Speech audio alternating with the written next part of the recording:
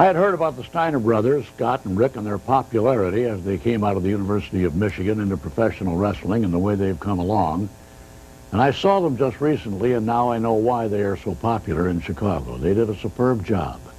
They reminded me a little of another superb brothers team, Hans and Fritz Schnabel. Maybe some of you folks have been around a little while remember the Schnabels.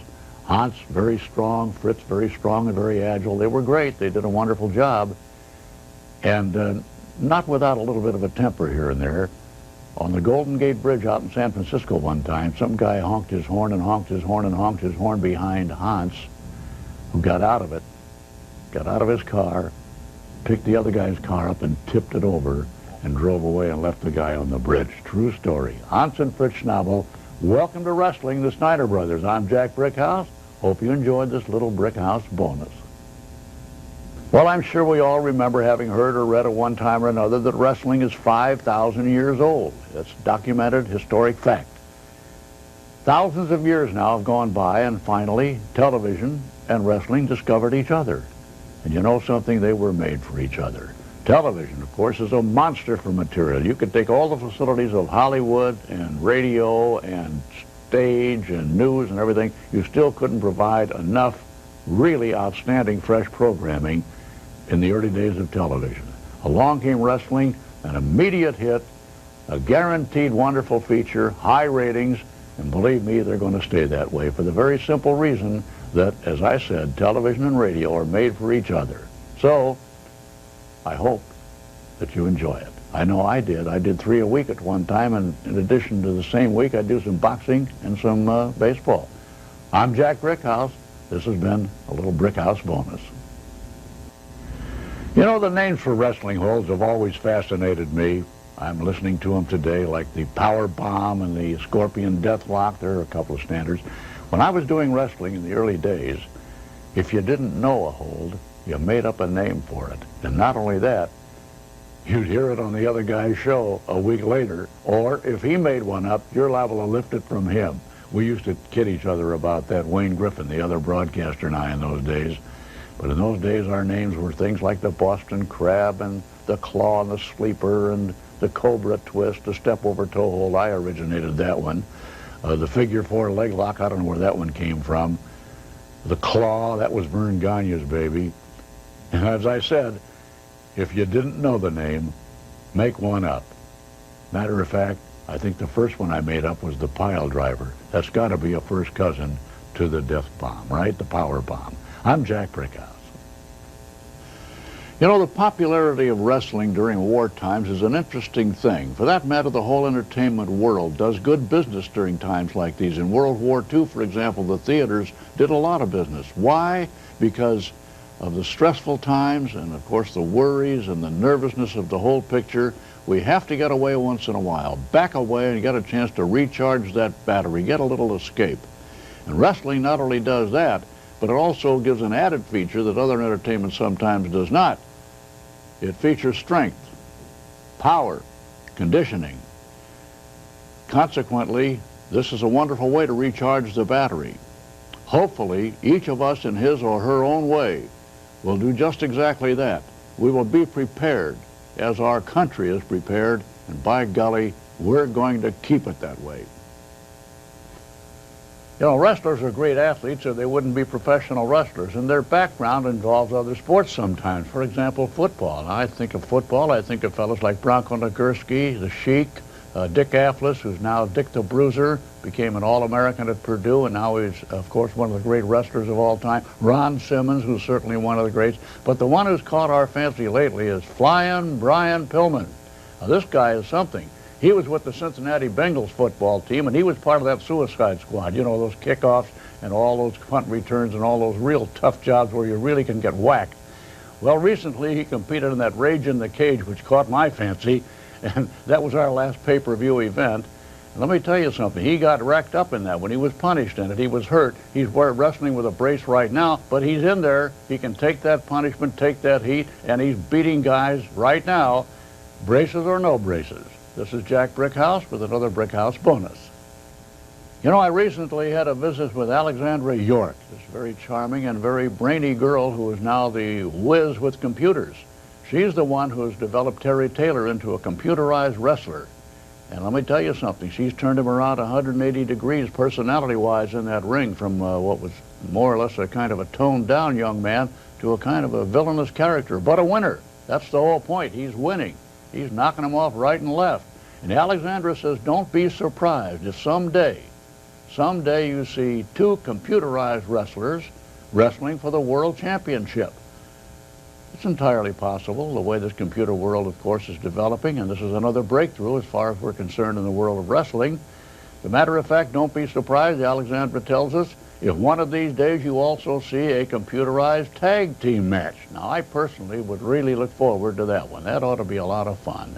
This is Jack Brickhouse with another Brickhouse Bonus.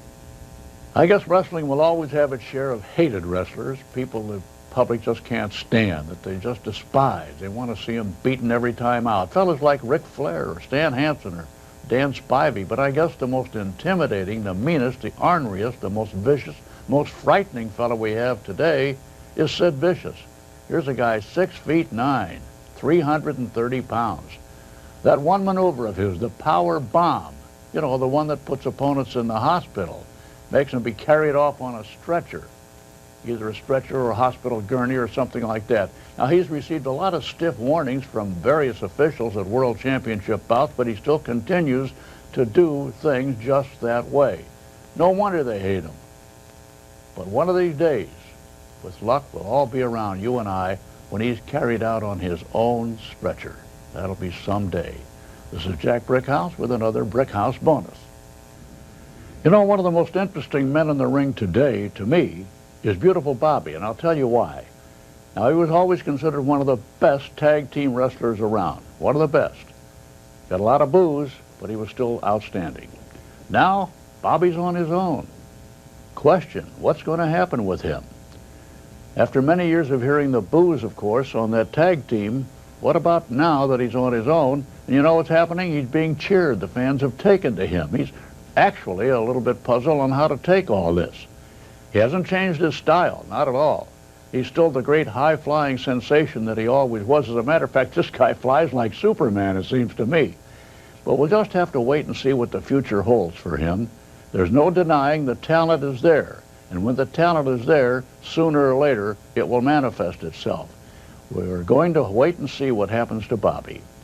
I'm Jack Brickhouse with another Brickhouse Bonus. You know, Ric Flair was in Japan recently, and he fought the #1 international contender, Tatsumi Fujinami. Now, Tatsumi is quite a guy and very popular over there. As a matter of fact, internationally, he's very popular. Ric Flair was given the decision. He won the bout, but there's a cloud over that victory. You just get the impression that, I've seen the videotape, you get the impression that he just didn't win it totally fair and square. I think myself that Fujinami has a complaint, a legitimate complaint. With all of that, don't be surprised then if they really decide that they're going to have a rematch on this one, which makes sense. And of course, let's make this point, that Fujinami, in order to win, has to pin Ric Flair. Well, that's going to take a little doing too, with the great champion that Rick is and the great talent that he has. They'll probably have that rematch here someday. I want to watch it, don't you? Brickhouse with another Brickhouse Bonus. You may remember recently when we were talking, you and I, about Dusty Rhodes, the American Dream, and what a great, great wrestler he is, and the accomplishments he has in all kinds of titles. The World Heavyweight Championship, the World Tag title, just to name a couple of them. Now, be ready. Coming along great is his son, Dustin Rhodes. We call him the Natural, and he is just exactly that. He's believable. He's 6'6". He weighs 260 pounds. It's all muscle. He's only 21 years old. He has one particular hold that's winning him several matches and is going to win him a lot more, called that Bulldog. Keep your eye open for that one if you haven't seen it yet. But with it all, this kid has a perfect attitude. Now, he knows he has a pair of big shoes to fill. We all know that. But it's happened before. Sons have followed in their father's footsteps and done beautifully. The potential is there for the Natural. Keep your eye open. This is Jack Brickhouse with another Brickhouse Bonus. Keep your eye open for a fellow named Barry Windham. Now, I know you've heard the name before probably, but from here on out, watch him more closely because he's on his way. He started out, you see, at the age of 19, very young. Yet, in just a few short years, he established himself as an outstanding, real superstar in wrestling. Now, he's a second-generation wrestler. As a matter of fact, I remember his father, Blackjack Mulligan, one of the meanest, toughest ever in the sport of wrestling. And Barry, he's a chip off the old block. He's used a variety of moves to win matches, but I guess the Bulldog, the Sleeper, and the Lariat are all great, and he's had great accomplishments with them. But I guess the one that really does the job for him now is called the Superplex. That's where he starts on top of the ropes, and believe me, that is some move. Maybe very hard to stop this guy from Sweetwater, Texas, from going after what he really wants and knows he deserves, a shot at the championship. Keep your eyes open. I'm Jack Brickhouse, and this is another Brickhouse bonus. You know, it's come to my attention lately that one of the announcers in this wrestling group we have around here, by the name of Larry Zbyszko, has been having a little fun with old Brickhouse. Now, I've worked with all the fellows we have up till now, fellows like Tony Schiavone and Jimmy Ross and Gordon Soley and Lance Russell, solid, seasoned, experienced professionals for whom I have a great respect. So I thought I'd check Larry out a little bit. I found out that he did have a fairly good reputation as a wrestler himself. But as a broadcaster, this guy's been at it less than 4 months. That's interesting. You know, I've often wondered, I've said this many times, I'd like to finish my career as a color man, so I got anywhere from 30 seconds to 2 hours to figure out what I'm going to say next. Larry, I'm in 9 halls of fame. How you doing these days? This is Jack Brickhouse with another Brickhouse bonus. The sport of wrestling is over 5,000 years old. It was really big in ancient Greece, ancient Rome, biblical times, and it's been that way ever since. World Championship Wrestling, for example, began the year 1991 with the slogan, "The Tradition Returns." It's a wonderful slogan. The tradition has returned. They're expanding internationally. They've just returned from Japan. They do a lot of bouts over in Europe, great shows in the Middle East, and I'm sure eventually you can see them in the Third World. Why? The reason for all this success? Very, very simple. A quality, crowd-pleasing product at the right price. The only surefire formula for success. WCW World Championship Wrestling. I'm Jack Brickhouse. This is another Brickhouse bonus. You know, a guy who's fascinating me lately is Big Josh. Now, this guy's right out of Paul Bunyan. He's a logger from the Pacific Northwest. He's legitimate as a logger. However, what happened was, a little while back, he's got a pal named Tommy Rich. We all know Tommy. And Tommy was engaged in a rough wrestling match, and all of a sudden this guy couldn't contain himself. He came out of the stands as a spectator, got in the ring to help Tommy. He just couldn't help it because he thought his pal was in trouble. Well, with that move he made, he moved into a wrestling career, believe it or not. He didn't expect to, but here he is now. He's not scientific, but he's got that big double axe handle blow that really could wipe a mountain out. He's the kind of a guy you want on your side when the trouble starts. He's 6'2", 250, and he's going to be a part of the Super Brawl 91. He's going to face Big Mouth Larry Zbyszko. Larry Zbyszko, I wondered what happened to that guy. And this is a Brickhouse bonus.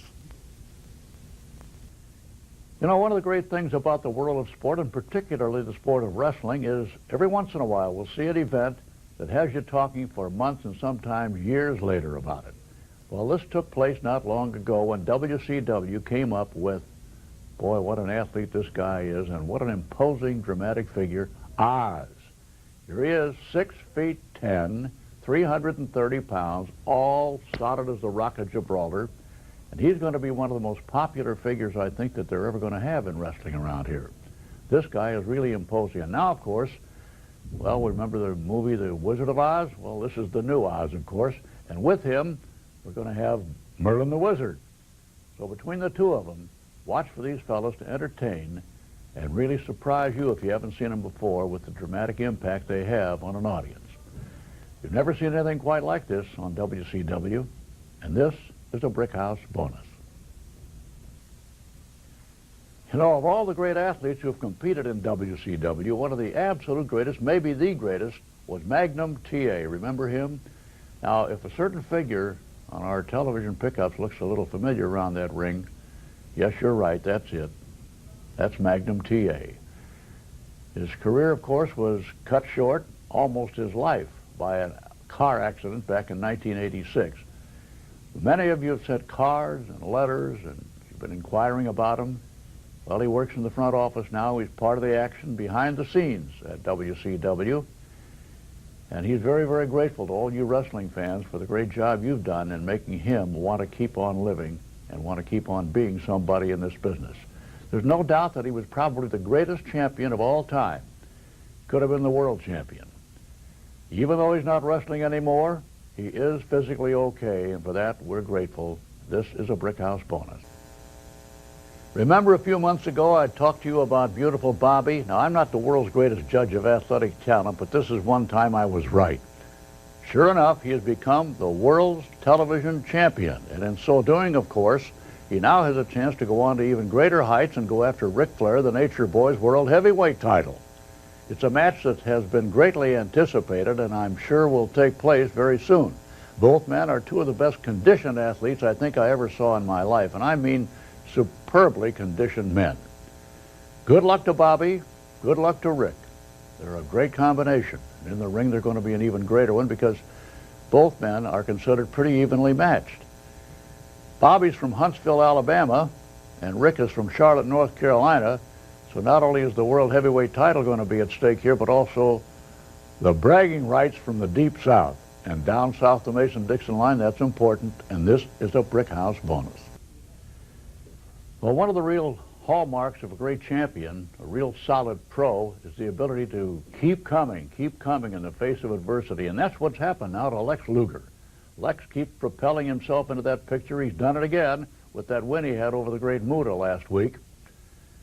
So once again, he's after another big title. Now, here's a guy who, of course, spent almost all of 1989 and 90 chasing Ric Flair for Rick's championship. Hasn't been able to catch him yet, but he's still after him. Of course, he was hospitalized for a little while with that mysterious virus, but came out of the hospital to do a super job and face Ric Flair, and didn't quite make it back in May of 1990. Anyway, his time, it looks like it might be now. He's close to it. He's going to go after it, and the circumstances are set for a great bout. This is a Brickhouse bonus.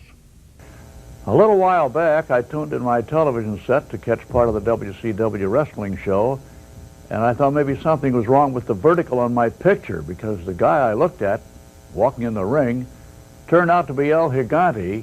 Wow, what a specimen.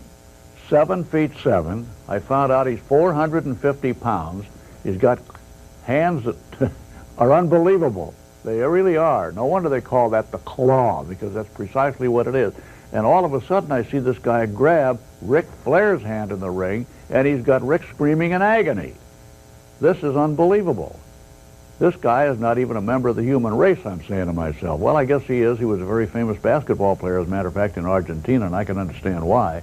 Well, it's obvious that they're going to have to match these two guys up because the big title is going to be on stake. Don't miss this one. This guy's worth the price of admission just to look at him. This is a Brickhouse bonus. You know, it's kind of fun once in a while to see somebody like the Desperados in World Championship Wrestling. These are fun guys. They try to be the meanest, orneriest hombres in the West and all that sort of thing, but they sometimes fall a little short of the mark. I love those names. Dirty Dutch Mantel, Black Bart, Dead-Eye Dick, and with all the fun that they represent, they still are hot contenders for that World Six-Man Tag Team title. The only trouble with these guys is that once in a while, they try to break the rules and make enemies, and all they do is entertain people doing it. Don't be surprised if they show up wearing six-shooters sometimes, and then probably shoot themselves in the foot after they've fallen off of their horses. But anyway, no matter how they do it, they're going to be fun. If you get a chance, tune them in. Get them. The Desperados, they're fun. They're fun, and they'll entertain you. And this is a Brickhouse bonus. This is the 7th consecutive year the WCW has held the Great American Bash, and even though all eyes are looking toward the Great American Bash pay-per-view next Sunday, July 14th, fans across the country are able to see the Bash on tour in many areas. The Bash on tour began this past Wednesday at the Meadowlands, that's in the arena outside New York City. It'll run through the end of August, and some of the great stops will be places like the Forum in Los Angeles, California, the arena in St. Louis, Missouri, the Coliseum in Oakland, California. It'll stop here in Chicago at the UIC Pavilion on August 17th. In the 7 years in which the Great American Bash has been held, fans have seen the very best in summertime entertainment possible. And the matches seem to get more exciting with each and every year. So if you get a chance to see the Great American Bash on tour, then don't miss it. It's World Championship Wrestling at its best, and for millions it's been a regular part of summertime fun. I'm Jack Brickhouse. This has been a Brickhouse Bonus.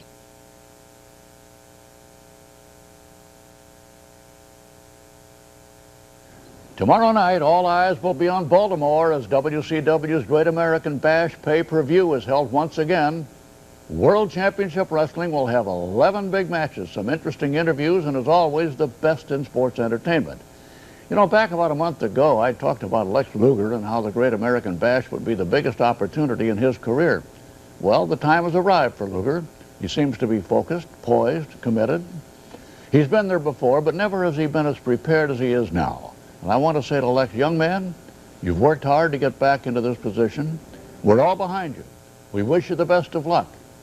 You know, maybe next week we can talk about a new World Heavyweight Champion. I'm Jack Brickhouse. This has been a Brickhouse Bonus.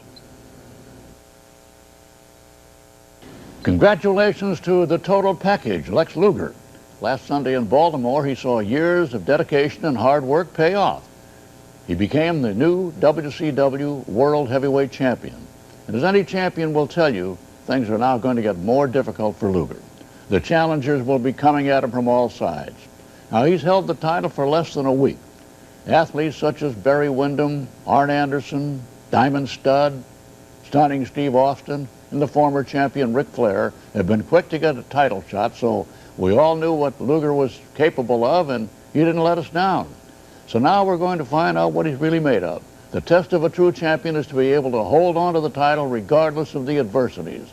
The title reign of Lex Luger begins a new chapter of World Championship Wrestling. We're all watching and waiting, and let's see if he can become one of the greatest champions of all time. I'm Jack Brickhouse. This has been a Brickhouse Bonus.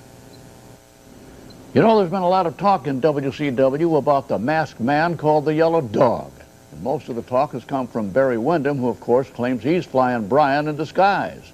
Well, as we all know, Flying Brian lost a loser-leave WCW match back in June. Oddly enough, the Yellow Dog appeared to take his place in many matches, which already have been scheduled. He moves somewhat like Flying Brian, and they both seem to have the same abilities. The fact remains, though, that until a Barry Windham, a Diamond Stud, or even a Ric Flair can take the mask off and show us that it's really Flying Brian, he remains the Yellow Dog. That brings up a point about suspension in the WCW. When Flying Brian lost the match in June, WCW gave him the opportunity to apply for reinstatement 1 year later. However, if the Yellow Dog proves to be Flying Brian, then he'll be banned for life. It'll be interesting to see what happens in the life of Yellow Dog in the next couple of months. I'm Jack Brickhouse. This has been a Brickhouse Bonus. It always seems to happen that just when you think a team or an athlete's invincible, something occurs. By now, we've all seen the situation which has developed over the last month between the Steiner brothers and the Hardliners. Rick and Scott Steiner, the hottest team in the World Championship Wrestling, winning matches over opponents both in the United States and abroad. Then the Hardliners attack. Two veterans, Dick Slater and Dick Murdoch, were out not only to challenge for the World Tag Team titles, but to injure the Steiners to a point where getting the titles would be simple. What the Hardliners have succeeded in doing is giving the Steiner brothers more incentive than ever before. For the first time since they became the World Tag Team Champions, the Steiners are making it personal. Their upcoming battle with the Hardliners should be one of the greatest tag team matches in the history of World Championship Wrestling, thanks to the Hardliners. Both Rick and Scott are still nursing injuries. When they meet the Hardliners, it may be payback time. I'm Jack Brickhouse. This has been a Brickhouse Bonus. You know, one of the most exciting athletes in a long time in WCW is the rap master, P.N. Hughes. He weighs 403 pounds. Very colorful ring attire. From the moment he steps into the ring, he captivates the audience. It's the first time I can remember that a wrestler was cheered and loved even before anyone ever saw him wrestle. But it happened to P.N. Hughes the first time he was ever on TV. He walked into the ring, grabbed the microphone, and rapped. And fans loved it. You know, they hadn't even seen him wrestle. But regardless of his ability as a rapper, the most impressive thing is his ability to move that 403-pound frame around the big, big ring. The drop kicks, the elbow smashes, and the top rope splashes for a man that size prove that PNUs will be around for a long time. Not just as a rapper, but as a tremendous athlete. I'm Jack Brickhouse. This has been a Brickhouse. I've always had a lot of fun getting into a verbal exchange with Larry Zbyszko. However, I must now give the man his due, even though by announcing standards he's very much a rookie. When he steps into the ring, he's very much a superstar.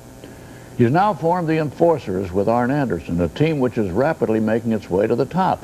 However, I'm not saying I agree with their tactics or many of their outrageous comments. No one can overlook the Enforcers' wrestling ability. I think they represent the first real challenge to the Steiner brothers since the appearance of the Hardliners a couple of months ago. Well, Zbyszko and Anderson's ability combined with their knowledge of the sport makes for an almost perfect team. And Larry, let me say this directly to you. You may be a loudmouth, and you are arrogant, and you're probably not pleasant to be around, and I don't think you're ready for the chair of romance languages at Harvard.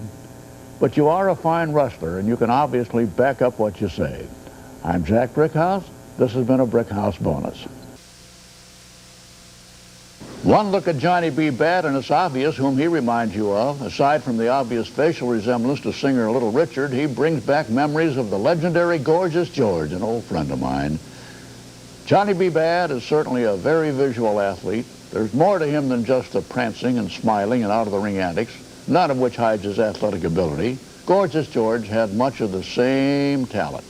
Same way with him. There was always a lot of showmanship, but when the bell rang, it was true athletic ability.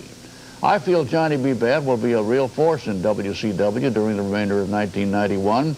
He has truly tremendous ability, the best punch in WCW, and his physical development is really something to see. You may not like him, and most fans don't, but you can't deny that each and every week, Johnny B. Bad is making his mark in World Championship Wrestling. I'm Jack Brickhouse. This has been a Brickhouse Bonus.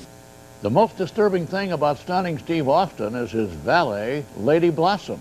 She always seems to help him win when in fact he could obviously win on his own.